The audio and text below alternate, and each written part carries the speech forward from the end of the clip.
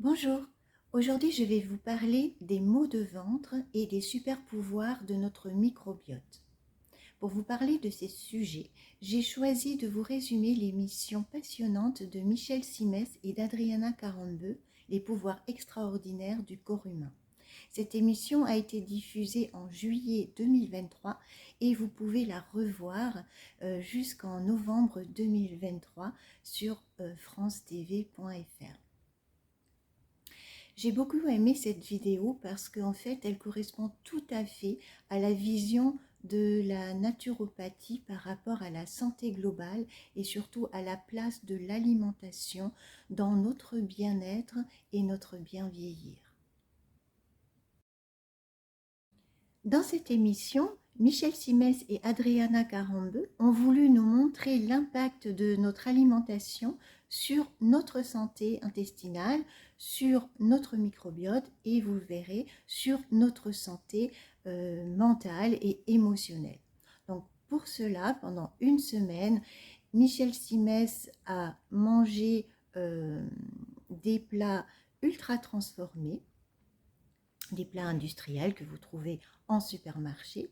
Et Adriana Carambeu a, elle, jeûné pendant une semaine dans une clinique en Suisse. Donc pour nous montrer l'impact de l'alimentation sur leur microbiote, Adriana et Michel ont fait analyser leur microbiote avant la semaine de changement et bien sûr après. Et nous verrons tout au long de l'émission des schémas, des tableaux qui nous montrent l'impact de l'alimentation sur leur microbiote et sur leur santé. Vous verrez, c'est vraiment passionnant. Alors, c'est quoi le microbiote? Le microbiote, c'est environ 1 à 2 kg de levures, de champignons, de virus et de bactéries qui sont à l'intérieur de notre intestin, dans les 32 mètres carrés à peu près de notre intestin.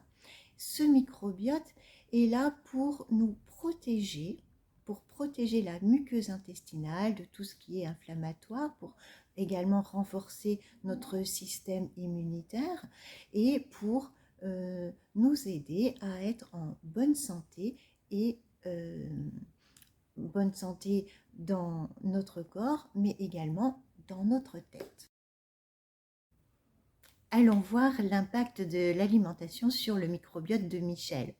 Michel Simès a l'habitude de manger des produits sains, des produits locaux, frais, de saison, qu'il cuisine lui-même.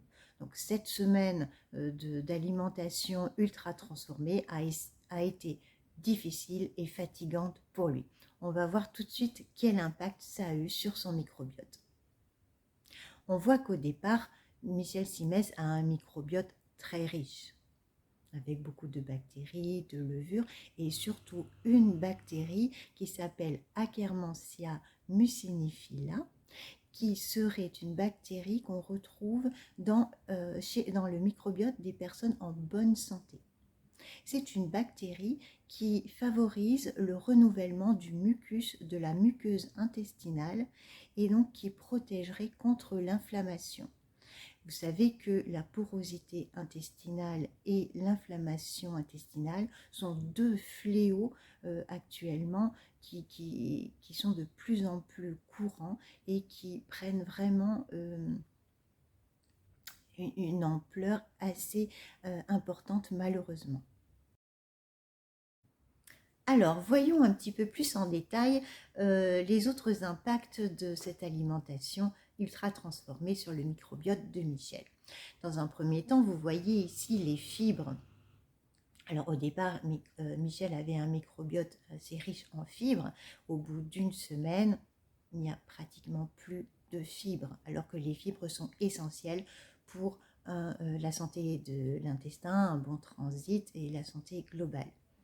Ensuite, vous voyez au niveau des additifs, là on parle du carragénane ou de l'E407.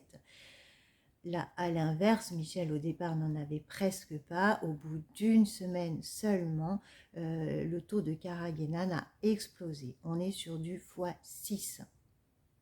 Et ça au bout d'une semaine seulement. Donc imaginez si vous mangez depuis plus longtemps une alimentation hyper transformée. Le carragénane, c'est quoi? En fait, c'est des polysaccharides issus d'une algue rouge.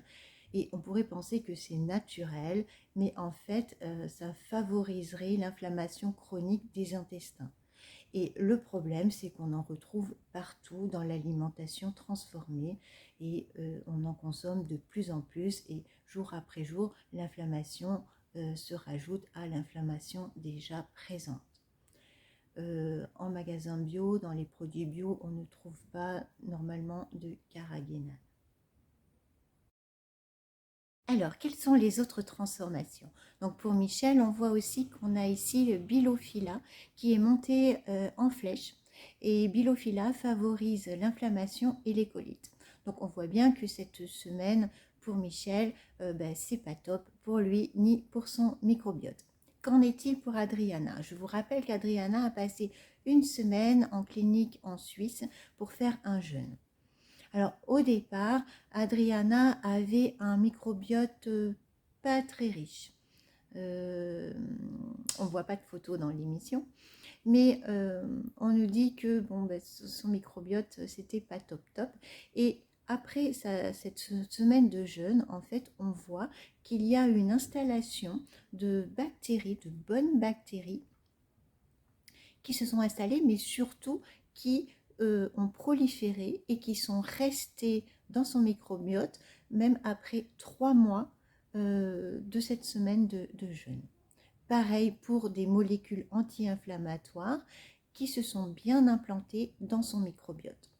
Donc pour Adriana, le jeûne a été positif pour elle et pour son microbiote.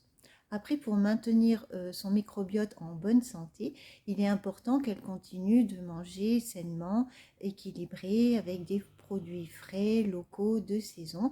Et puis, pourquoi pas, qu'elle vienne me voir. Donc, vous l'avez compris, l'alimentation est un facteur clé pour la santé de votre microbiote, de vos intestins et de votre santé globale. Quand le microbiote est pauvre ou riche en mauvaises bactéries ou en bactéries inflammatoires, on parle de dysbiose. Et malheureusement, on a de plus en plus de cas de dysbiose. Ici, on voit, Michel Simès nous a rempli 2 bocaux de curly, un bocal, vous voyez, qui est pauvre, donc un microbiote en dysbiose, et un bocal où il y a beaucoup de curly différents, donc un microbiote en pleine santé.